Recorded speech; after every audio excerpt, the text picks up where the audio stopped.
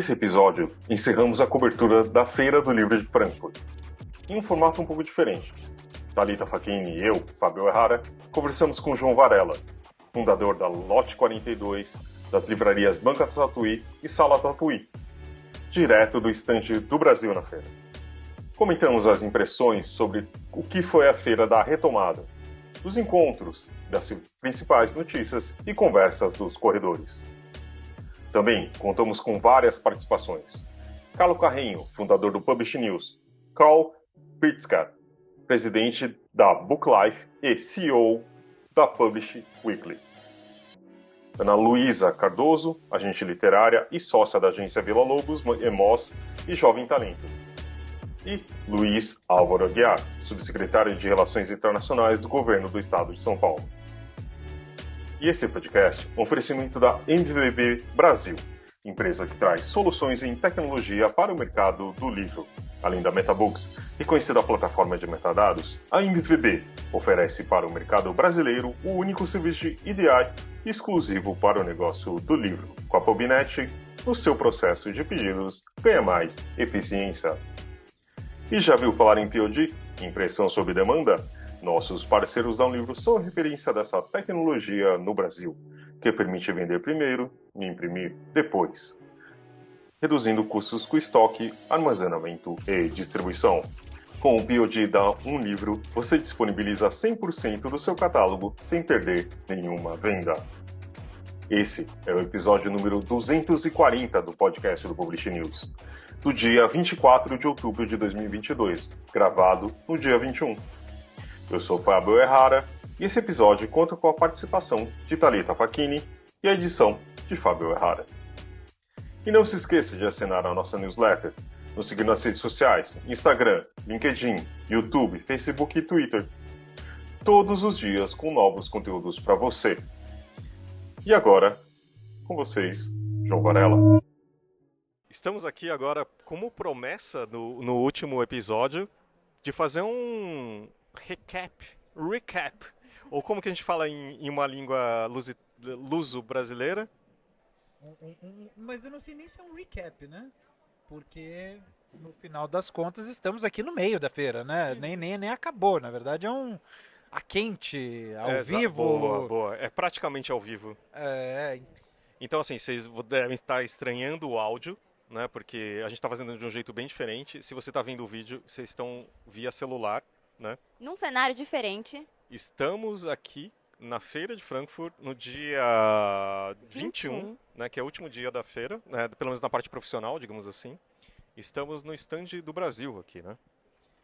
Estamos novamente com João Varela. Olá, Fábio Errara, olá, Thalita Facchini. E com qual CNPJ, né? Por favor, Banca Tatuí, Lote 42 e... Sala Tatuí e Feira Miolos. Eu falei tudo errado, né?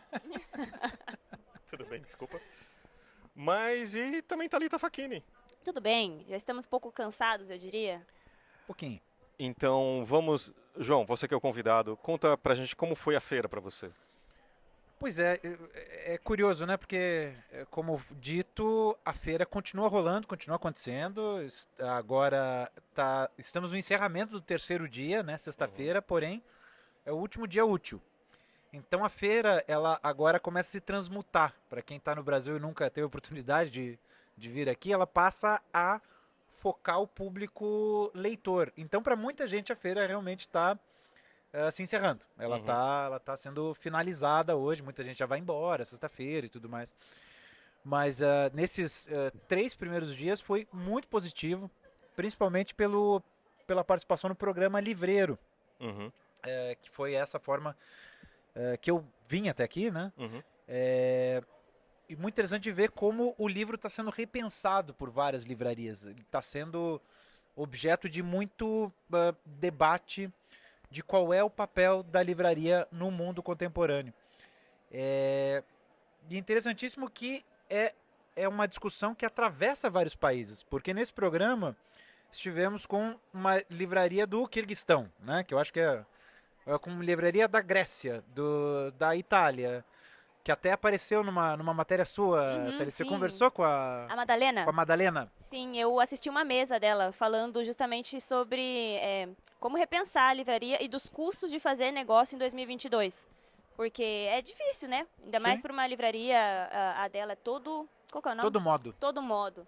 E aí ela contou como que ela superou a pandemia, como que a comunidade, né, o público em volta dela ajudou nesse processo de retomada. Enfim, acho que você sabe mais ainda, mas eu gostei de ouvir ela falar nessa mesa, bem interessante. Então tinha algumas coisas em comum que você está falando, tipo aquilo que passa também pela conversa das livrarias independentes no Brasil também passa por outros tantos lugares. Todo mundo e interessante o movimento da feira abrir esse espaço, porque a feira de Frankfurt, ela é no seu núcleo, né?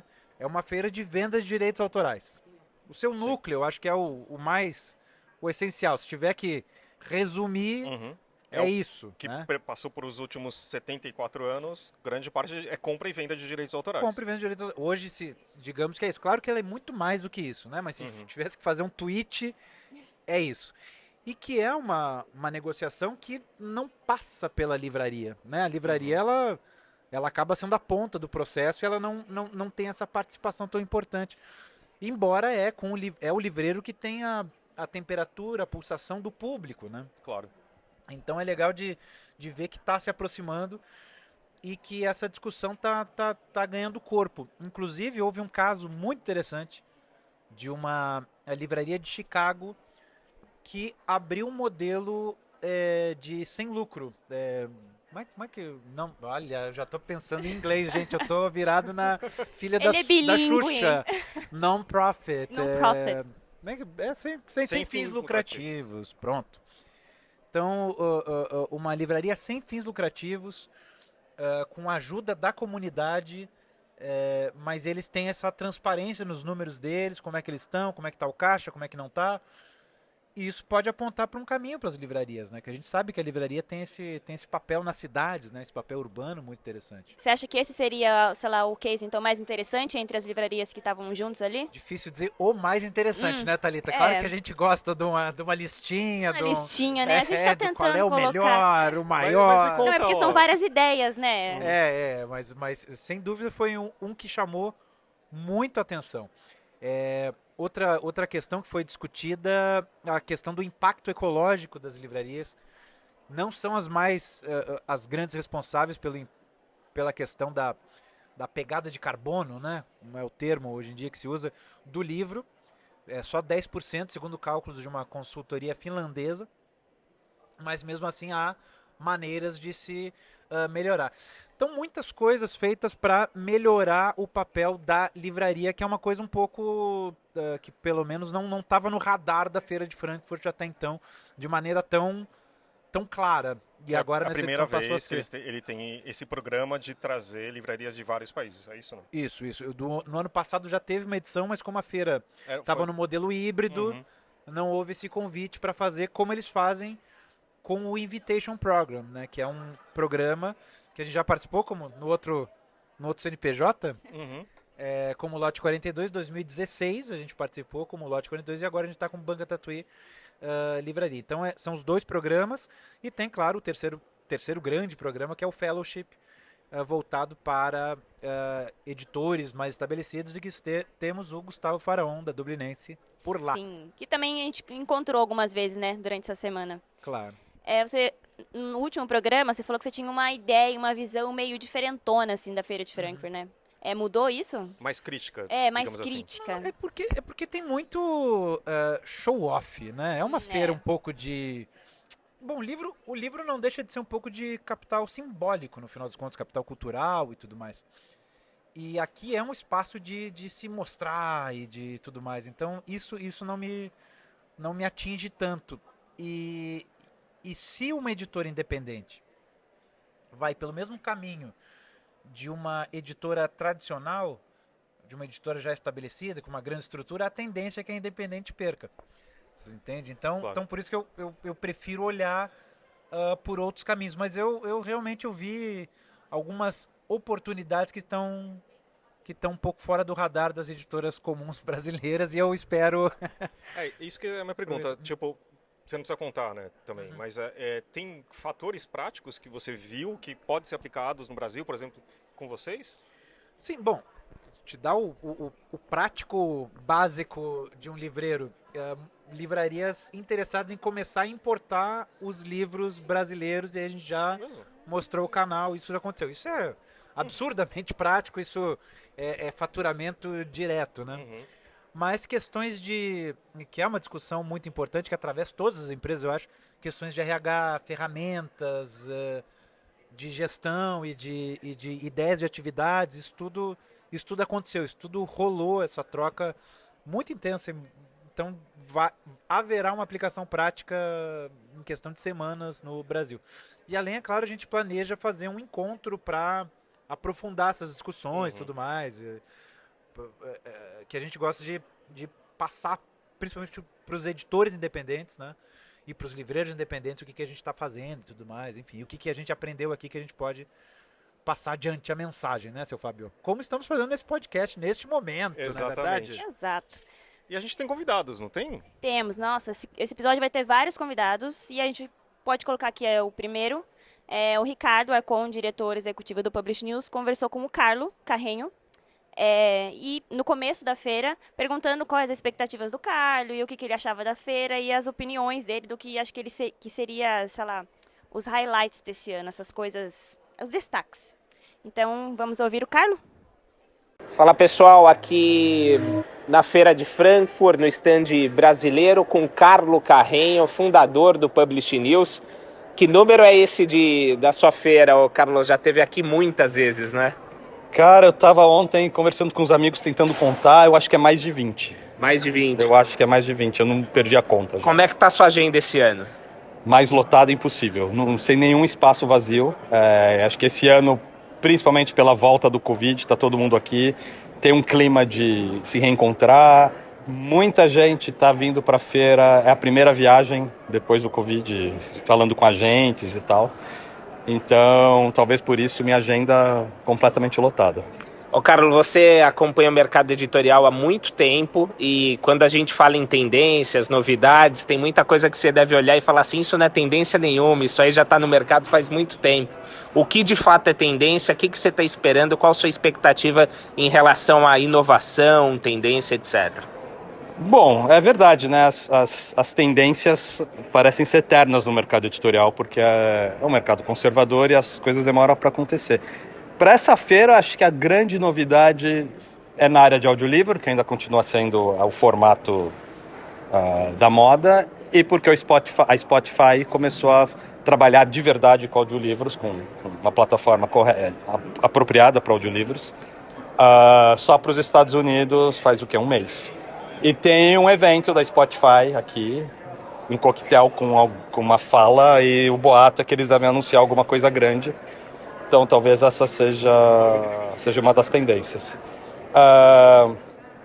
As outras coisas, sim, são muito parecidas. A integração com o cinema, não tem grandes novidades. É mais o mercado começar a se agitar e se abrir a coisas que todo mundo sabe que eventualmente vai acontecer. Então é ser um pouquinho mais, pensar um pouco fora da caixa. E você morando agora fora, né, morando na Europa aqui, na Suécia, né, que você está morando, o que você tem observado? E o Brasil tá correndo atrás, assim, tá fazendo bonito em relação ao mercado editorial, ou ainda tem muita coisa a acertar e para chegar perto dos players mais importantes aí do mercado internacional? Cara, acho que quando você compara a indústria brasileira editorial, eu já falei isso para várias pessoas, eu não acho que fica atrás dos grandes mercados. A gente tem competência, a gente tem boa qualidade editorial, a gente tem tudo isso. O que falta no Brasil é leitor. É um problema nacional, não é um problema do mercado editorial, é um problema de todo mundo. Então você tem um alto índice de analfabetismo funcional, você vai dizer que o livro é caro, você tem poucas livrarias, mas esse para mim não é um problema, você tem poucas bibliotecas, de verdade. Então, quando você considera esse contexto, é que eu acho que o mercado editorial brasileiro acaba sofrendo e ficando para trás.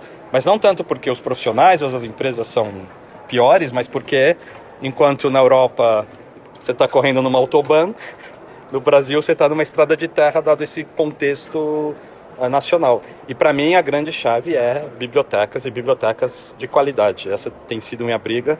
Bibliotecas não para livro, não é para guardar livro, bibliotecas para as pessoas. Então meus filhos na Suécia, quando eles querem ir no lugar de livros, eles não pedem para ir para a livraria, eles pedem para ir para a biblioteca. Onde tem uma bibliotecária super simpática, tem uma biblioteca só para crianças de 10 a 13 anos, que eu nem posso entrar, e ela vai, indica livros, eles adoram aquilo. E esse tipo de biblioteca, que é um modelo escandinavo, que falta no mundo e no Brasil, com exceção de 5 bibliotecas, talvez, que eu possa contar, estamos anos-luz disso. Então, acho que é fundamental o Brasil ter uma política, não o Brasil, o governo federal, todo mundo ter uma política de criar boas bibliotecas e, com isso, criar leitores. E isso ajuda a substituir um pouco a função das livrarias, que começa a desaparecer, que tem dificuldades, né? Porque a livraria é importante para descobrir livro, sem dúvida. Mas a biblioteca também funciona se for uma biblioteca para gente, para o leitor, e não para livro. Então isso eu acho que é... Carlos, você falou desse mercado que é um mercado muito tradicional e muitas vezes ele é refratário a inovações, mudanças. E parte disso pode ser explicado pelo fato de que quem está nesse mercado tradicionalmente quer proteger aquele velho hábito de ir a uma livraria, comprar um livro físico, etc. Mas como é que a gente faz para promover uma boa convivência entre o velho, entre aspas, e o novo nesse mercado? Eu acho que são vários fatores. É natural você querer proteger o seu negócio tradicional. Quando uma editora em qualquer lugar do mundo começa a considerar o digital, 99% do seu faturamento vai estar no físico ainda. E esse novo digital vai dar um trabalho que é muito maior que 1% do seu trabalho, dos seus recursos. Então isso é natural. Eu acho que é não entrar na polarização, né? É o mundo polarizado de hoje. Quando surgiu o livro digital, vai acabar o livro físico. Agora surge o áudio, tudo é inimigo. Não, os formatos podem conviver juntos. Então acho que, antes de mais nada, é entender que uma coisa não veio para destruir a outra, e tentar, com cuidado e com calma, absorver essas novas ideias e experimentar. Então, o problema de ser refratário é que você demora tanto, que daí quando você resolve entrar, aí você tem que fazer rápido. E aí essa dor de mudança é muito maior. Se você desde o começo já está experimentando, você vai investir menos, vai ser um processo mais tranquilo. Então, eu acho que vale a pena experimentar. Outro problema que você tem é que não é só o editor que é refratário, é que normalmente as empresas novas de tecnologia que surgem fora do mercado editorial vem também com uma certa arrogância de achar que conteúdo é livre, de desrespeitando, com honrosas exceções, mas é muito comum, um certo desrespeito ao conhecimento, ao know-how, à tradição do ofício editorial. E aí rola essa briga dos dois lados. Então, essas novas empresas, como algumas fazem, têm que aprender a respeitar o tradicional, a respeitar o editor tem que aprender a experimentar um pouquinho mais. E talvez se eles começarem a conversar, vai ser bom para todo mundo. Audiolivros, hein? Que é isso, Fábio Errara? Então, eu vim aqui, só para quem não viu o programa anterior, eu vim num programa do Estado de São Paulo, que chama Creative SP, né, que trouxe 10 editoras, eu incluso, e eu vim como toca-livros, né, espero que vocês conheçam, uma plataforma de audiolivros e também um estúdio. E aqui a conversa, eu estava brincando com a Thalita, que assim, você tinha um bingo, né, que era preço do papel, inflação, audiolivro e tinha mais um, não tinha? Tinha e eu não vou lembrar agora se eu não tiver essa cola. Mas era isso, né? Então, não sei se perpassou por você também, né? Mas eu vou só pegando aqui o gancho, o Spotify. Eu não sei se você teve a oportunidade de ver você viu? Então, assim, o Spotify lançou o serviço de audiolivros, começando pelos Estados Unidos, e eles fizeram uma apresentação. A apresentação em si foi impecável, né, Thalita? Comenta um pouco também, fala pra gente. Bom, o cara sabe falar muito, né? Nir. Eu só lembro o primeiro nome dele sempre. É o Nir. Que era VP de áudio e fundador do Anchor, né? Isso. E aí ele fez uma apresentação contadinha, assim, sabe? Aquela coisa que dá gosto de ver, que apresentou, não falou nada de groselha e tá tudo certo. Só que assim, uma pessoa muito bem treinada, ele deixou a expectativa de todo mundo lá em cima, né? De estar ansioso, de querer ver mesmo o audiolivro virando um novo podcast, do jeito que o podcast cresceu dentro do Spotify. Então, basicamente, foi essa a promessa que ele fez, que o Spotify pretende transformar os audiolivros do mesmo jeito que transformou os podcasts, que cresceu absurdamente nos últimos anos, desde que entrou no Spotify. O Fábio tem a visão de que todo mundo lá dentro da sala estava muito tenso. Ah, Mas, sim? Para mim era assim, foi a palestra uma das mais concorridas, né? Sim, tava Talvez lotado. Tava.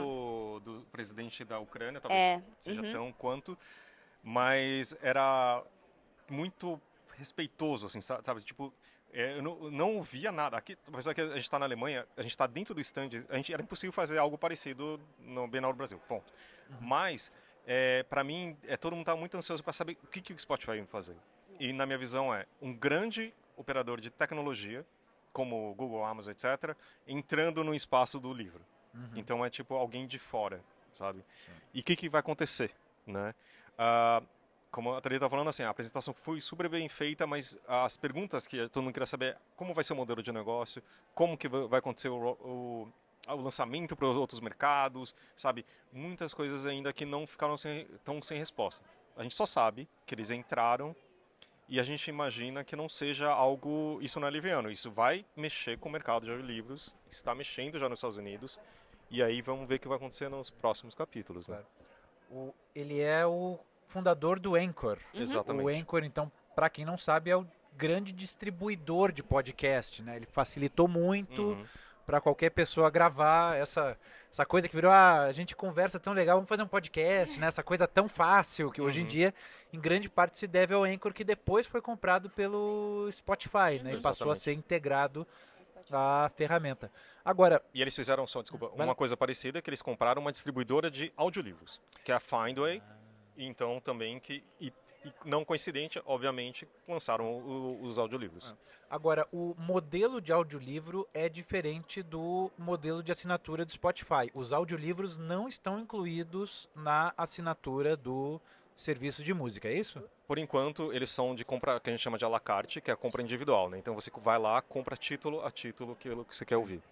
Isso me chamou muita atenção, sabe? Isso me chamou muita atenção porque pode ser um sinal que a era do conteúdo barato pode começar. Você não acha? Eu tô balançando a cabeça quem tá vendo. Mas o Fábio tá querendo discordar. Discorde, então. Você não acha que o modelo de assinatura... Eu acho que eles estão entrando aos poucos no mercado. Entendi. Então, assim, eles estão... Né, ele deixou claro que eles ainda vão apresentar outros modelos de negócio. Teremos uma... Mas provavelmente não vai entrar no pacote da música. Então, aí é esse que é o ponto, que eu falei que ele é muito bem treinado. Porque ele deixou muito em aberto todas essas coisas. Ele falou que ele vai ter novos modelos de negócio, mas ele não falou nada não deu datas, não deu nada. Ele só deixou todo mundo ali em cima querendo saber muito mais. Então, assim, metade das perguntas eram sobre o modelo de negócio. E ele não respondeu nada com em breve nós traremos. Ele fala que vai trazer. Isso já está posto. Então, assim, agora, como vai ser, quando vai ser, é que eu acho que assim, o mercado americano, como é um mercado consolidado em audiolivros, eles têm um modelo também, o de essa assinatura ilimitada, não é tão bem visto pelos editores lá. Eles já têm outros modelos, então eu acho que é tipo, vamos entrar devagar, abrindo a porta, não metendo o pé, e aí vamos ver como vai acontecer, entendeu? Eu acho que em breve eles vão abrir outros mercados, isso eles já colocaram, também não colocaram datas, mas em breve vão estar em outras partes do mundo, e aí acho que vai começar a ver o que vai acontecer, entendeu? Não, eu digo isso porque eu tenho... Surgiu um ponto de interrogação na minha visão, porque a gente está vendo a Netflix, que é o grande exemplo de modelo de pague uma assinatura, consuma até o quanto puder, com problemas, né? Tendo que aumentar sua base de assinantes com um novo modelo, coisa que traiu inclusive a promessa original do Reed Hastings, que falou que abominava propaganda e tudo mais, e agora teve que abrir, né? E que não cativou, pelo menos a primeira reação da audiência brasileira foi de uma rejeição muito grande, né? Só para explicar um pouco melhor, a Netflix vai ter um modelo de assinatura que vai ser mais barato, só que com comerciais. Com comercial, pois é. Só que o mais barato deles ainda é mais caro do que vários outros serviços. E um outro grande... E também outra coisa, eles anunciaram que, diferente do último fechamento, acho que não sei que quarter que era, que eles iam perder assinantes e nesse já ganharam de novo. Pois é. Mesmo não dependendo desse tipo novo de assinatura. Então, que Então tá ainda muito fluido, né? Já não é mais aquele crescimento certo que Netflix vai crescer, era quase que Certeiro. assim como a lua e o sol, né, surgem todo dia e tal. Agora, isso e um outro player importante que é a HBO tendo um problema aí com junções e tudo mais, um falatório de que o HBO Max pode acabar, enfim. Então parece que o streaming, o modelo, deu uma balançada no audiovisual, assim, pelo menos por esses players, Entendi. né? Pode ser. Por esses players. Outro que tem a ver com audiovisual, mas de outro modelo, a Twitch reclamando que a Amazon cobra demais deles, né? Entre as suas justificativas para dizer Twitch, que é transmissões de, principalmente de videogame ao vivo, mudou a partilha de dinheiro e aumentou a obrigatoriedade dos streamers exibirem propaganda. E uma das justificativas, que parece quase que uma brincadeira, é que a Amazon estaria cobrando muito dos servidores, só que eles são parte da Amazon, mas, claro, Quer dizer, são... o serviço de cloud da Amazon Tava ficando muito caro. cobrando da Twitch, que é outra empresa da Amazon. Então, quer dizer, foi usado como uma das justificativas. Mas é isso, então há uma mudança nisso tudo acontecendo pelos custos, servidor e tudo mais. Então, e eu achei interessante que a Spotify não entrou, porque a Spotify, depois da Netflix, eu acho que é o grande exemplo, né, de serviço de assinatura, paga uma mensalidade e tal. E eles resolveram no audiolivro tratar de uma maneira diferente, né? Que é interessante, o livro ele é a mídia mais antiga e talvez a mais fácil, né? Palavras, letras, é leve, né? Um arquivo, às vezes dá até não uma de audiolivro. Claro, não, tô falando de livro, né? Digital. De um livro escrito, né? Claro, de um arquivo de Word, ele pesa às vezes 2 megas, né? Sim. E ali tem páginas e páginas e páginas de conteúdo, aí você pensa, né? Pode ser Ulisses ou pode ser... Pesa pouquinho, né? Então ele é leve, ele tem tudo isso que seria fácil de digitalizar. Porém, o livro ele tem uma certa resistência à digitalização num certo aspecto, né? Se for ver a própria... Quem colocou a aposta no livro, no e-book, foi a toda poderosa Amazon, né? E que tinha gente que falava que nessa época, nesse ano, já estaríamos vendendo muito mais e-book do que o livro impresso, coisa que não aconteceu. Então o livro tem uma certa... Tem uma peculiaridade, né? Que eu acho que a música e o audiovisual, eles são mais digitalizáveis, talvez. Eu acho que, se eu não me engano, são 15 anos atrás que a Amazon lançou o Kindle, quer dizer, o aparelho para o mundo todo. Né? Que antes era só um serviço americano e você poderia comprar em qualquer lugar do mundo. E isso trouxe uma dúvida muito grande em todas as editoras, do tipo, o livro vai acabar. Mas o que eu acho interessante, acho que o que sobrou disso é que o livro vai permanecer em vários formatos, entendeu? Vai ser no livro impresso, vai ser o e-book, vai ser o audiolivro e o que vier a mais. Então, acho que essa convivência, eu acho que funciona muito melhor do que em outros formatos, né? O game, ele trabalha um pouco com isso, né? O físico e o digital, não. Tu diz no jogo de tabuleiro, seria o equivalente? O próprio videogame. O videogame, ele é digital por natureza, né? Não, mas eu tô falando assim, a mídia física, ela se manteve ou não? Ela se mantém aos trancos e barrancos, mas também porque existem os colecionadores, né? Tá. E que querem, e existe uma questão da posse, então que é um temor muito grande. Sim. Há um temor muito grande. A gente está vendo agora a loja do PlayStation 3, existe um risco que ela feche. E aí, de repente, todos os jogos que você comprou se perdem. Coisa que aconteceu com o livro digital, com o e-book, na loja da Microsoft. A loja da Microsoft, a Microsoft Store, chegou a vender livros, e-books por um tempo. Só que de repente eles fecharam e aí as pessoas que fizeram suas bibliotecas digitais perderam seus livros. Tudo bem, a Microsoft reembolsou e tudo mais. Mas existe esse temor e muita gente ainda fica no físico. Como e a Nintendo fez isso também, não? O videogame é muito japonês, né? E os japoneses, a cultura japonesa tem muito a ver ainda com o material, no caso do videogame. Então não há essa digitalização tão acentuada, digamos, em termos de mídia, né? Então, a ideia que eu quis passar é exatamente isso. É uma mídia que convive com multiformato, sabe? Por exemplo, filme, só os colecionadores compram Blu-ray ou coisa parecida, assim, sabe? Séries, etc. Então, acho que essa convivência é importante. E, para mim, a conversa, pelo menos que eu vi, né? Claro que eu conversei com mais gente, obviamente, de digital, de áudio, etc. Então parecia já uma conversa muito mais já vencido essas barreiras. E o que eu achei interessante também, mesmo os editores brasileiros, a gente conversa, estão muito mais abertos a isso, né? Uma coisa que não acontecia há tanto tempo. Só queria chamar mais convidados. Com quem que a gente vai falar? A gente vai ouvir agora, Thalita? Bom, a gente pode ouvir o Luiz Álvaro, porque você comentou que você veio para cá por conta do programa do governo do estado de São Paulo, assim como Cecília. E eu conversei com o Luiz Álvaro, que ele explicou um pouquinho mais didaticamente para a gente como é que funciona esse programa e por que vocês estão aqui. Muito bem. Bom, a gente também está aqui para participar do podcast o Luiz Álvaro Salles Aguiar de Menezes, subsecretário de Relações Internacionais do governo de São Paulo, é isso? É isso. Luiz Álvaro, você veio aqui para acompanhar as empresas selecionadas para participar do Creative SP. Como é que está sendo acompanhar essas empresas e essa sua nova agenda depois de anos sabáticos e não ter participado da Feira de Frankfurt em 2019? Bom, está sendo uma feliz volta para mim, né? Reencontrar aí as pessoas, os editores que eu conheço, o pessoal das organizações internacionais e esse desafio de acompanhar as empresas para o projeto do Creative SP, que é um projeto da Invest São Paulo, da Secretaria de Cultura do Estado de São Paulo e da Secretaria de Relações Internacionais do Estado de São Paulo. Então é um projeto de capacitação, de profissionalização, criação aí de networking e principalmente para gerar, com o objetivo principal de gerar negócios para essas editoras. Eles tiveram algum treinamento, né, e algum briefing antes de vir aqui para a feira, certo? E aqui eles vão ter esse matchmaking. Como é que vai ser toda essa programação? Essa atividade foi desenvolvida junto com a Câmara Brasileira do Livro, que já faz aí, no projeto Brazilian Publishers, a capacitação e esse desenvolvimento de networking para as editoras internacionalmente.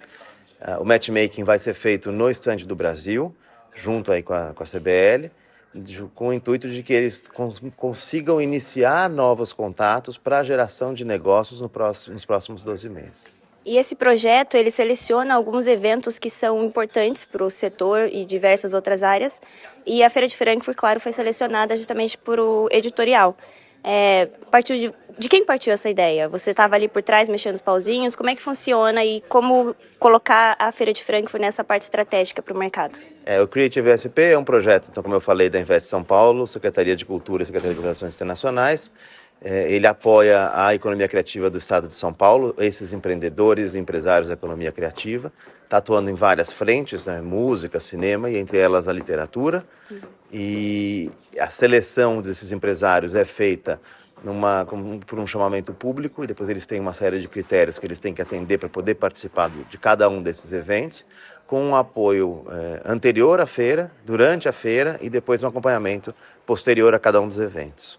Tá, e agora, pessoal, como é que tá a sua agenda? Comparado ainda quando você trabalhava em 2018, da vez que você veio, tá mais tranquila, tá mais cheia? Ela é uma agenda que está mais tranquila um pouco, né? Porque como eu não faço mais a operação do stand do Brasil, isso ficou a cargo da Fernanda Dantas, está uma aliviada para que eu possa me reconectar com as pessoas que eu conheço, acompanhar os temas de interesse do mercado editorial e além de acompanhar os empresários do Creative SP e depois dividir com eles essa experiência.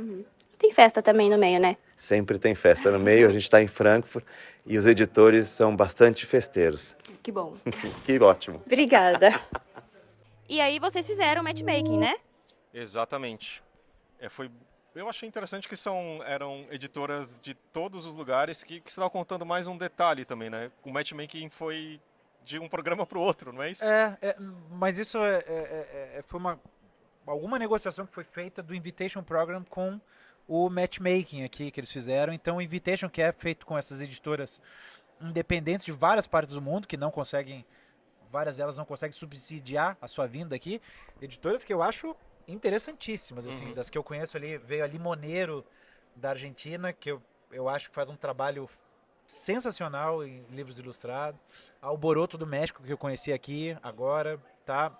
Tem coisas muito legais que vem no Invitation Program e, claro, né, eu citei aí 2 latinas, mas tem de todas as partes do mundo, editoras africanas, da Ásia, da Oceania, então tem coisas muito legais que acontecem, todo ano tem na Feira do Livro de Frankfurt, fica sempre pertinho do stand do Brasil, né? Interessante que elas ganham, né, os invitations, os convidados acabam recebendo um pequeno stand, né, que até lembra a origem da nova Feira do Livro de Frankfurt, que ela sempre teve como ideia privilegiar a diversidade de editores e de expositores. Então, o metro quadrado da locação, quanto mais metros você quer, mais caro você paga. É o contrário da lógica da feira comum. Entendi. Que geralmente ela faz, bom, se você quer um stand maior, você vai pagar pelo metro quadrado mais barato.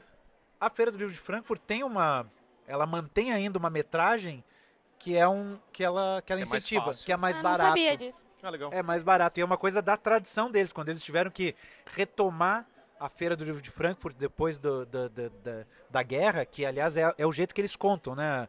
70ª, não sei o que edição, é porque é essa... 74ª neste ano, porque é dessa reencarnação, porque essa aqui é uma feira, na verdade, da época medieval, né? Tipo pré-Gutenberg, não é isso? É da época gutenbergiana e tudo mais. Então, eles contam a partir de 49, né? 49 que aí começou essa retomada. E tem essas coisinhas novas, né? A gente falou desse programa das livrarias, e o outro que a gente estava conversando em off antes de começar aqui, é sobre a sexta-feira ter o público final agora, né? Uhum. Você falou brevemente sobre isso durante o episódio, mas é legal, né? Uhum. É muito interessante ver, assim, a feira está mudando, até no outro episódio, né? Quem não ouviu, volte lá. A gente falou, olha, a feira vai ter que se reinventar. Vai ter que se reinventar, porque isso é uma questão pro mundo de eventos, né? E a Feira do Livro de Frankfurt realmente está se reinventando, né?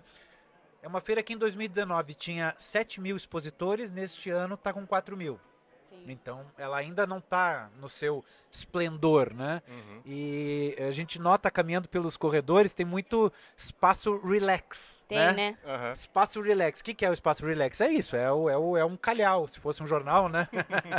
Sim. Que é o espaço que antigamente tinha estandes, era um espaço ocupado mesmo.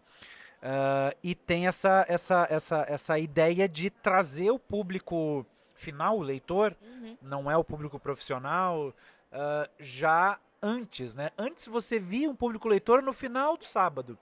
Inclusive existia uma proibição muito forte. Era proibido vender livro. Era proibido. Era contra a regra vender livro. Sei porque era para ser um encontro de editores, né? Basicamente era isso. Exato. Então não podia, era proibido. Eu sei porque houve editoras que venderam livros. Em 2016, daqui é uma coisa que eu tenho essa informação. Ilegalmente. Ixi. Uma coisa feia, horrível que aconteceu aqui. Não daremos nome. Mas aconteceu tão aqui. Ilegal quanto andar de Uber aqui nessa cidade. Isso. Não podia. Mas enfim, e agora, sexta-feira já a gente vê, e claro, a movimentação acontece muito no pavilhão 3, que é o pavilhão das editoras alemãs. Ali está acontecendo a Bienal do Livro de São Paulo, de Frankfurt, digamos assim. Ali é mais essa ideia das editoras locais. Então, é a partir de sexta. Já tem alguns cosplayers. Sim, eu vi hoje também. Já tem cosplayers. Então, quer dizer, há uma antecipação, né? E aí o restante da feira, quer dizer, que é a parte internacional, ela fica bem menos atrativa, digamos assim, né? Porque ninguém vende os livros só a parte alemã, que são para os alemães, claro, né? Sim. Não, e são estandes aqui na parte de negócio, na parte internacional, que nem estão preparados, né? Porque o interessante dos estandes desse pavilhão 3 é que é um stand preparado para atender o negócio e para atender o público final. Então alguns deles fazem uma coisa meio Transformers, assim, durante o dia e tudo mais. É muito interessante ver como eles já estão tão acostumados com isso que já fazem uma arquitetura, né, pensada para isso. Mas é legal que pelo menos os leitores, o público final, pode participar e andar pelos pavilhões e conhecer outros países e outros tipos de stand, né? Dá uma olhada. Eu vi bastante leitor passando por aqui já. Claro. Não, é uma feira... Então, como falei, né, é uma feira que no resumo é uma feira de vendas de direitos, mas ela é mais do que isso. Ela é uma feira de culturas. De cultura humana, de cultura do planeta Terra. Isso que é muito interessante. Por isso que é interessante que os países estejam aqui representando, mostrando o melhor de sua cultura, o que eles têm a oferecer para o mundo. O livro é um veículo de transmissão cultural, né? É histórico, da história da humanidade. Então tá aí uma das razões de ser da Feira do Livro de Frankfurt. Né? E também lembrando, a gente não comentou da outra vez, mas é que também um dos motes desse ano é a tradução, né? Isso. Tinha um simpósio falando de tradução, de como fazer, não é exatamente como fazer, mas assim, essa troca de informações de vários países que o presidente da feira, quando a gente fez, quanto tempo? Ele comentou, né, que tipo, a tradução, incentivo à tradução é super importante, derruba barreiras. A gente conversou com ele pelo Interlivro, né, lá na Bienal, e aí ele tinha meio que adiantado que o mote da Feira de Frankfurt esse ano ia ser realmente falar sobre tradução. Achei interessante, eu fui na press conference da Eslovênia, né, que é o país homenageado do ano que vem. E aí o cara que estava apresentando, que é um dos curadores do programa do ano que vem, ele estava fazendo o discurso dele em inglês, só que ele falou assim, não tirem os seus fones tradutores.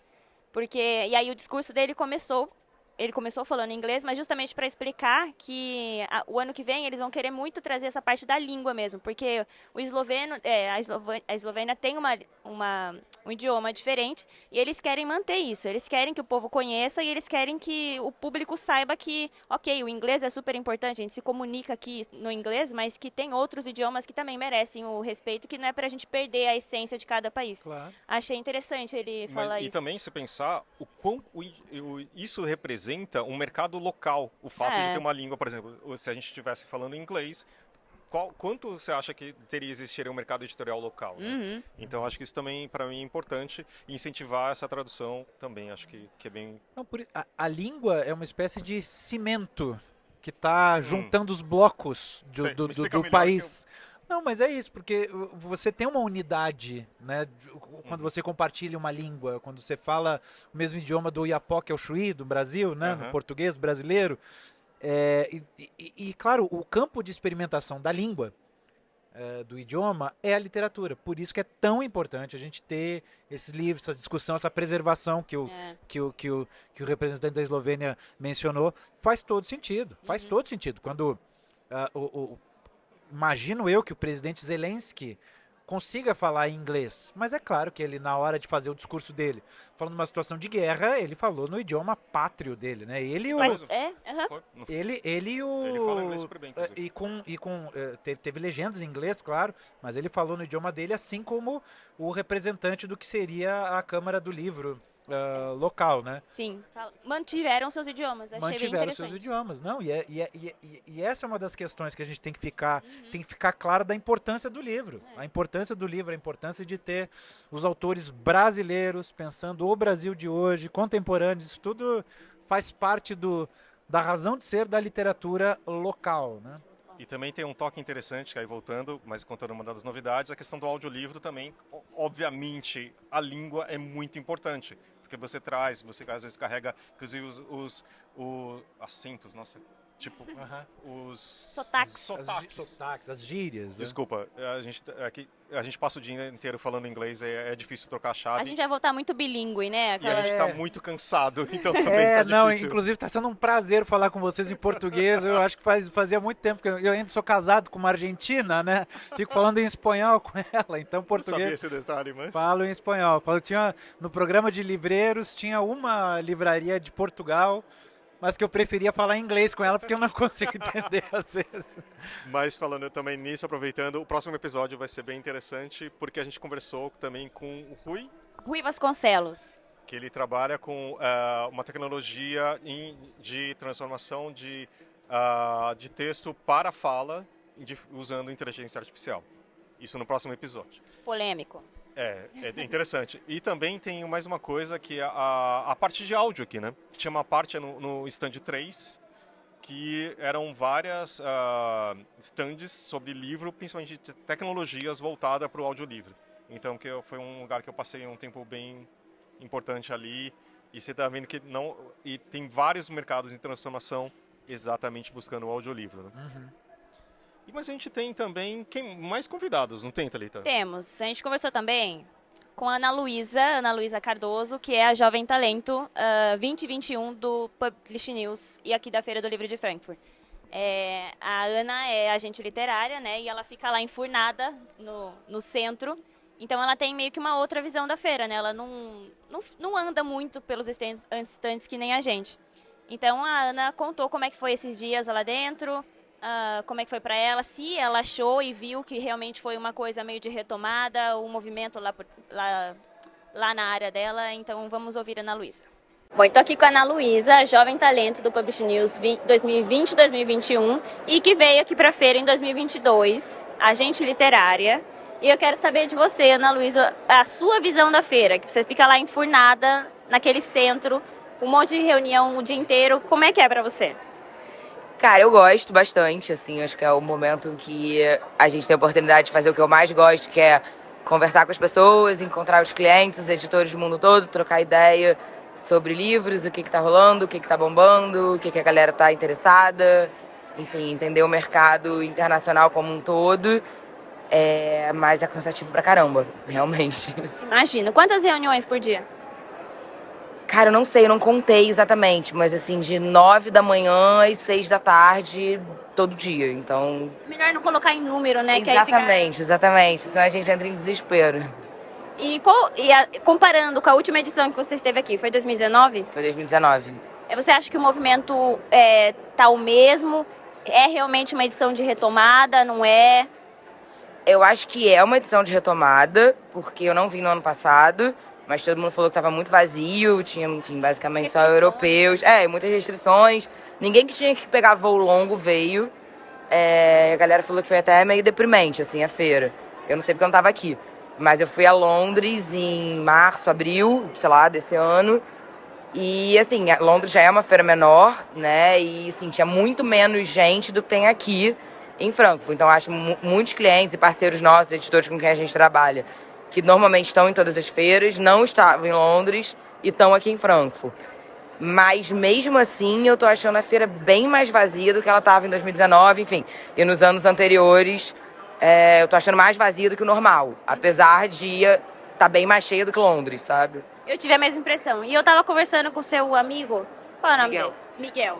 E ele me disse a mesma coisa, que ele viu, né, que Londres tava mais vazio do que aqui em Frankfurt. Mesmo Londres estava com menos cara de retomada, tava um negócio ainda meio ali, algumas pessoas se arriscando, todo mundo meio com medo, todo mundo mascarado, sabe? Agora, aqui em Frankfurt já tá dando uma sensação de vida normal, assim. E tá todo mundo nessa vibe animada, feliz da vida, está reunido. Mas mesmo assim tá bem menos cheia do que nos anos anteriores. E falando em vibe de retomada, no geral, você viu a feira um pouco menos vazia, mas tá gostando? Tô amando, eu amo fazer feira. E amo o seu trabalho também. Exatamente. Acho que é o ponto alto do trabalho, a parte mais legal. É porque tem também os momentos de... Eu adoro fazer reunião, adoro encontrar pessoa, adoro falar, adoro, enfim, falar de livro, sabe? Então... E adora também um drinkzinho, né? Porque a gente tá conversando aqui agora, no momento da uma cervejinha na mão. Cerveja gelada, primeiro chopp gelado que eu tomei em Frankfurt, desde que eu cheguei aqui. É o parabéns que a gente pode dar pro Brasil, né? No estande do Brasil, exatamente. Isso é uma coisa que o Brasil faz bem, é cerveja gelada. E aí, no geral, além da feira, fora da feira, tirando esse dia inteiro que você fica presa nesse espaço, presa entre aspas, tem vida fora da feira? Você já aproveitou para fazer alguma coisa, sair, se divertir na cidade antes de ir embora? Não, vida tem, né? Mas, enfim, relacionada à feira, de jantares e coquetéis e eventos de clientes e de parceiros e tal, pela cidade, assim, noite adentro.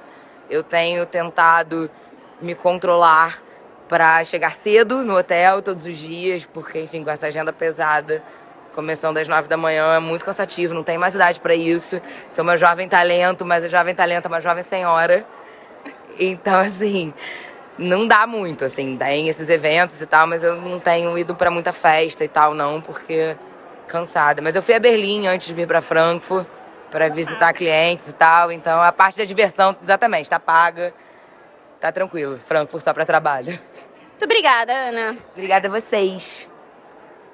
E a gente tem uma banda aqui atrás, será que dá pra ouvir pelo microfone? Então, gente, de novo, aqui podcast de verdade. A quente. Então, tá acontecendo uma performance exatamente, ali do gente. lado. Eu acho que são os nossos vizinhos mexicanos, que eu imagino que estejam ali celebrando o final da feira. Porque realmente, assim, a feira aqui fecha cedo, né? Fecha. Tudo na Alemanha fecha cedo. Tudo. Mas é uma coisa 6 horas, né? A gente tá gravando aqui, agora são 5h43. Daqui a pouco vai vir uma voz, né, falando que daqui a uns minutos vai fechar, não é isso? É isso. O Ricardo novamente conversou com o Carl nos primeiros dias da feira E como vocês vão ouvir em inglês, ele também conta a visão dele, que já é americano e já conhece, tem, enfim, mesmo que em outro país, tem uma outra visão do que viu por aqui esses dias. What are the events of this year's Frankfurt Book Fair that you consider especially unmissable for professionals in the book market? The most important thing is to see people face to face, people who you maybe correspond with on email, but here you can actually meet them and talk to them and create more of an understanding about what you do. So this to me is very important. And to have these meetings with people who you are trying to build a business with, build a relationship with, and here you can actually sit down and give the relationship some strength. So for me, that's the most important thing. Yeah. How do you define the moment the book industry is going through in United States? I think the book industry has discovered that it is still very important, that during COVID, people turned to books and they wanted books more than they ever have.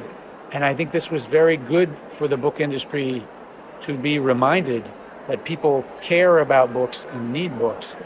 And so now we go after COVID and we say, okay, how can we build on that and continue to grow books' place in people's lives now that, life gets back to normal. Yeah. What are the main challenges? The economics, there is consolidation in the United States. So more and more there are fewer publishers because the big publishers buy the small publishers. There are fewer bookstores because the big bookstores buy the small bookstores, or Amazon is so big that it makes it difficult to be a small bookstore. So I think that is a challenge, to have the diversity in the book market, even while there are fewer and fewer places fewer and fewer businesses that are creating the books and selling the books. Also, things are more expensive. The supply chain issues are still there, and the economics of publishing books are more challenging than ever. So we know people love books and continue to want books, but we have to be able to have businesses that can pay people to create these books and sell these books across a diverse group of experiences, and that is more and more difficult just because of the economy. Yeah. Despite its benefits to humanity, the internet, social networks, and instant messaging apps have proved to be a breeding ground for the spread of fake news and the hate speech. How can the publishing market oppose this movement, this state of affairs? That's a very tricky question. That's a very difficult question. I agree. I think it's very difficult. I think you do it with more ideas, and you go out there and you try to present the truth, and you try to also have criticism out there, and you let people know the different voices, the different ideas that are out there. That's not a good answer. I don't have it. I mean, you do it by embracing more voices, making sure that more voices are being heard, that the quality of the voices being heard are good, and quality means honesty and truth as well. But I think that's very important, that you don't go back or retreat. Instead, you say, no, we are going to make sure that important voices are being published and being heard. It's not so easy. E agora, para a gente encerrar a nossa conversa, eu queria saber de vocês, tipo, o que a gente conversou no episódio anterior e o que foi a realidade. João, o que Pô, das suas não começa por mim, vai. Tá bom, vai, Thalita. Thalita. Vai que eu não me lembro direito. Vai, Thalita. Aquelas começando a gaguejar, né? Memória curta. Não, mas sua memória é ótima, que você tá provando aqui que ela é exatamente, ótima. Exatamente. Bom, essa semana foi corrida. Eu acho que a minha agenda como jornalista é diferente da de vocês, né?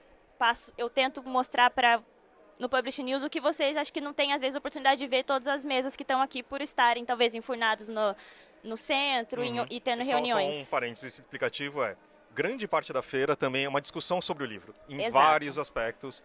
E que a gente estava brincando antes, falando muito sobre o preço do papel, que está em falta no mundo inteiro, a inflação, né, e o audiolivro. E aí, acho que uma das coisas que eu gostei bastante foi a mesa que eu já comentei mais cedo, da Madalena. E ela estava com uma outra pessoa na mesa, que aí a minha memória agora vai me pegar, porque eu não lembro o nome dele. Mas ele estava dando... ele estava listando os principais problemas realmente que deixam esse custo muito mais alto. E aqui eu vi também outras mesas que a crise da energia está pegando muito na Europa, né? A energia está muito cara então, aqui. para eles, isso aí é o tema do tanto que a gente fala, sei lá, de uma lei Cortez ali no Brasil, eles estão falando aqui sobre a crise de energia porque tá complicado para eles. Porque para fazer livro gasta energia pra caramba, né? Em vários sentidos. Sim, não, né? e a inflação tá chegando por aí, né? E não é só isso, o inverno está chegando, né? Winter is coming, como já diz um famoso livro. E grande parte do aquecimento vinha, ou não sei o que, da Rússia, né? E agora eles vão ter que torrar energia de alguma forma para aquecer, né? E aí, como é que a Europa vai se comportar durante esse período, né? E como serão os próximos desdobramentos dessa guerra? Isso pode afetar. De repente, um país que tem lá um investimento X, ele destina mais dinheiro. Por mais que não seja vizinho da Ucrânia, ele é afetado. Ele é afetado. Não, e claro que assim, como a Europa não está tão acostumada com a inflação, mas o Brasil está do tipo, mas e aí, vai sobrar dinheiro para comprar livro? Né? Que será o quanto vai ser, sabe? A gente vai ter que cortar custo, porque vai ter que pagar mais para eletricidade por causa do aquecimento da casa e, tipo, o preço da comida, da gasolina, etc. Então, também tem outros desdobramentos que a gente já está acostumado a falar e eles nem tanto, né? Uma pesquisa que circulou entre os livreiros diz que boa parte do público europeu prefere cortar outros gastos do que o livro, como comer fora, comer em restaurante e tudo mais, do que perder o livro. Isso, pelo menos, havia uma sensação de tranquilidade entre os livreiros que estavam fazendo parte do programa. Os livreiros europeus dividiram esses números lá. Diferente, né? Diferente, outro critério. Não sei como seria no Brasil se a gente, né? Tivesse com uma crise de energia, por exemplo. Mais uma crise, né? Mais uma. Uma crise. Só até brinquei com uma livreira inglesa. Eu disse pra ela, não, vocês têm que fazer um curso no Brasil, porque a gente vive em crise. Nossa questão, nossa exceção é estar fora de crise, né? É difícil. Mas e fora isso, a sua expectativa do programa, que é novo, como foi? Existia uma expectativa de a gente realmente ver novas possibilidades de livrarias. Mas o que a gente viu foi que o modelo de livraria, ele é muito consolidado. Ele está muito consolidado, essa questão do café, da livraria confortável, comunitária e tudo mais. É um centro cultural dos arredores. É um centro cultural. E eu acho que ele acabou por reforçar esse papel da livraria nos mais diversos países. Eu estava pronto aqui para chegar e ver outras possibilidades. A Madalena é uma das... Já citada, a Madalena, deve estar com a orelha vermelha. Com a orelha quente. Depois eu vou passar para ela o episódio. Ela fala um pouquinho de português. Ela fez uma livraria num elevador. Um elevador chama The Lift. De um centro de artes visuais. Um galpão abandonado. Tinha um elevador parado lá. Ela pegou e montou uma livraria lá. O elevador é maior do que a banca Tatuí. Veja só você. Mas ela montou uma livraria lá. Então, quer dizer, mas o modelo de livraria, a expectativa era de encontrar livrarias diferentonas, mas na verdade existe essa ideia que a livraria, ela realmente é uma consolidação da cultura mundial. Mas Então, isso muito deve ser até reconfortante para um livreiro, não é? É legal, mas só que a gente não é um livreiro dos mais tradicionais, né? No nosso caso, legal de ver, mas e legal de perceber que é um mundo novo para grande parte dos livreiros, esse mundo que acaba sendo independente, o gráfico independente do Brasil, sabe? Esse publicador da Feira Miolos, da Feira Desgráfica, da Feira Dente de Brasília, da Excêntrica de Goiânia e tantas outras. É uma coisa que eles não estão ligados, sabe? E de outros formatos que o casamento histórico de papel e tinta pode ter, né? O pôster, o zine, eles não estavam no radar deles. Então foi legal bom, não tão legal de perceber que eles não conheciam, mas legal que eles começaram a ter esse interesse despertado, né?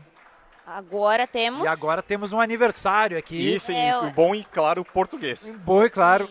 Acho que Parabéns para você, que aliás é uma música que não estava em domínio público até pouco tempo atrás. Você Talvez tinha que pagar uma talvez o ECAD tenha que mandar um boleto aqui pro stand do Brasil, né? Por que não?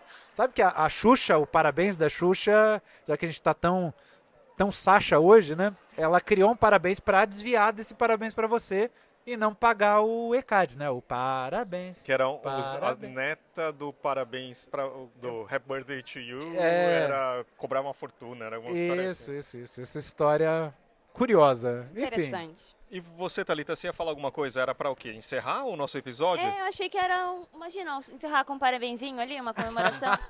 A gente pode cantar agora. A gente pode cantar. Mas eu só queria fazer agora acho que a minha... Sua vez, meu âncora. É o seguinte, foi muito intenso, sabe? Agora, tipo, perguntando, como tem sido a feira, tal. Muita gente sabe que foi a minha primeira vez. É do tipo, eu não consegui fazer nada paralelo à feira, que é muito... Ir até o Hof, tipo, jantar com as pessoas, almoçar. Eu também não fui ao Hof, nem vi esse ano. Então, assim, mas só que dentro, dividido entre as conversas, entre conhecer esses estandes do áudio, por exemplo, e reuniões, foi uma coisa assim, de uma coisa, primeiro que eu acho que eu devo ter andado uma meia maratona pelo menos nesses dias, né, 20 quilômetros para cima, mas foi muito, muito importante. Queria agradecer aqui agora ao Criativo SP por ter feito esse programa, por tornar possível a minha vinda e a sua também, né, João? Sim. Não, e você agora passa a falar, passa a entender na prática o que é a feira. Você como um comunicador do mundo do livro, né? Passa, mas é verdade. E tipo, são 20 anos que eu completo de mercado editorial e sempre tive a vontade. Falava assim, feira de Frankfurt. E pra mim, assim, não era muito diferente, não sei se era diferente, mas assim, tipo... Por isso que eu entendo que todo mundo que vinha tira férias depois. E eu também vou tirar. Porque realmente é muita coisa em muito pouco tempo. Mas aquilo que você imaginava se concretizou? Era isso que você imaginava? O que tinha de diferente? Nossa, assim, quando falavam que você tinha que andar pra caramba, eu não sabia que era desse jeito. Né? Porque, tipo... só para dar entrada até qualquer lugar de um pavilhão são... Quilômetro já, praticamente. Quando eu vi a primeira vez que eu vi que tinha esteira rolante dentro dos pavilhões, eu falei assim, ixi, eu vou ter que andar pra caramba. Coisa que tem só em aeroporto, sabe? Coisa assim que você tem que andar muito. Mas eu acho que a troca de informações é muito legal. E, tipo, uma brincadeira que eu fiz com meu filho é contar de pessoa de que país eu falei hoje. Então, assim, sabe, e foi muito, é muito isso. E você percebe que as pessoas têm as mesmas dúvidas. A questão da digitalização, que é uma coisa que eu trabalho, também passa por isso. A questão dos custos, a questão de falta de catálogo. Agora, o jogo de audiolivros vai mudar. Já vai começar a mudar com a entrada do Spotify, por exemplo. Então, assim, eu tenho que ainda assentar todas essas informações e aumentar, expandir esses contatos iniciais aqui. Mas realmente foi muito, muito legal. Mas é uma coisa assim, eu não consigo pensar em outro evento tão cedo, né? E esse final de ano vai ser bem agitado, né? Vai. Outra coisa que a gente estava comentando. Que novembro vai ser uma série de eventos, né? Tipo, você tem... Qual que é a sua próxima parada? Você diz na próxima semana? Uhum. Bom, próxima semana volto de Frankfurt, vou para Campinas, cobrir o evento da CBL. No final de semana que vem, fico até sábado lá em Campinas. Sábado à noite vou para Sharjah, Fico até a próxima semana. Aí tem o quê? 2 semanas normais. Aí tem Flip. E é isso. Aí, A gente vai ter passado aí pela no meio da eleição, Flip tem o Jabuti, né? Mas aí tem é o um prêmio ou outro, Tem nesse um prêmio caso. Jabuti e também vai ter Copa do Mundo, E Copa. Copa do Mundo. que a gente não pode enganar, que mexe com o mercado, afinal figurinhas, né? Então vai ser um resto de ano bem intenso. É. Faz sentido? Faz. E tem a Feira Mário de Andrade ainda, não Festival Mário? Mário de Andrade. Tem o Festival Mário de É esse final de Andrade. semana. Não. eu Quando acho que tiver é no no- ar esse episódio já vai ter passado, né? É esse final de semana. Foi esse final de Já semana. aconteceu, é. E tem, acho que Guadalajara, é Guadalajara? Guadalajara. Guadalajara logo depois de Flip, mas esse aí, tô na... No tô livre. calendário dos independentes tem a Feira Miolos, né, na Biblioteca Isso, Mário de é. Andrade, tem a Feira Motim, em Brasília também. E, claro, agora a Flip, né, que abriu um braço de editoras, não sei direito como é que vai ser, mas são uma espécie de estandes, né, que vão sim, do outro lado do ocupar Rio, né? do outro lado do Rio, onde já teve até alguns festivais paralelos da Flip que acontecia, verdade, né? é verdade. Teve um festival de comida, já teve parque de ficava- diversão, já teve algumas coisas lá, agora vai ser ocupado pela Flip, já foi estacionamento, Já foi de tudo. foi de tudo. E agora vai ser um espaço destinado a pequenas editoras, imagino eu, mas né, Pelo foi que vi, uma sim. foi uma convocatória aberta e tudo mais, não sabe quem que vai, como é que vai ser a curadoria, mas já é uma novidade interessante, né, que a Flip vai trazer esse ano. E a Flip tá bem animada, né? Tipo, a Sim. gente, tipo, assim, que eu saiba, eu não ouvi um não vou ou algo parecido, sabe? Do tipo, parece que todo mundo vai, pelo menos assim, pelo menos de editores, etc. Não, Tem- e interessante que é durante a Copa, né? Interessante que é durante a fase mais interessante da Copa do Mundo, na minha opinião, que é a fase de grupos, né? Exato. Porque aí você vê todo mundo, né? Quinta-feira, 24, né? Primeiro jogo do Brasil. Pelo menos a Flip tirou as mesas durante a tarde, né? Sei lá o plano deles, se vão passar num telão, espero que sim, né? Enfim, eles têm que fazer alguma E vai coisa ser ali. o dia do Jabuti, né? E no dia do Jabuti, E no tem dia do Jabuti, meu o Deus. 24.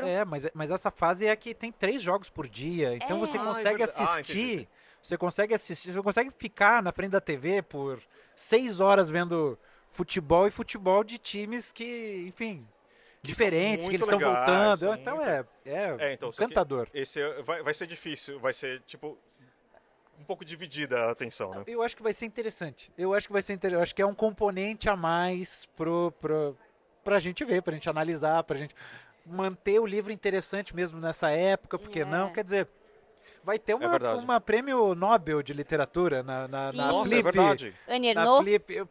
Então, quer dizer, é um acontecimento, é uma mistura, botaram gelo na chapa fervendo, vamos ver o que vai acontecer, né? É isso aí. Depois dessa frase, não tem como não terminar agora. João, muito obrigado. Obrigado a vocês, bom. Fábio, Thalita, tamo aí. Muito obrigada. Até mais, gente. Obrigado. Até segunda-feira que vem.